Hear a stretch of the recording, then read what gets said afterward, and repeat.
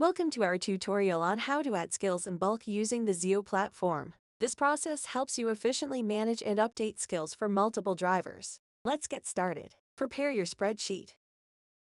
Fill in the necessary details. Skills. List the skills you wish to upload to Zeo. Email.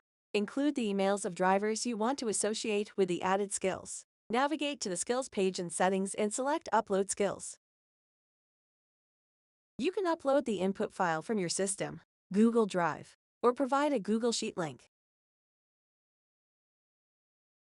Ensure the accessibility permissions for the sheet are enabled. Review and confirm. Before finalizing the import, review the information to ensure accuracy. Edit or adjust any details as needed. Once everything is verified, complete the import process. Your skills will be added to the skills list within Zeo. And that's it. You've successfully added skills in bulk, making it easier to manage your driver's qualifications. Thanks for watching.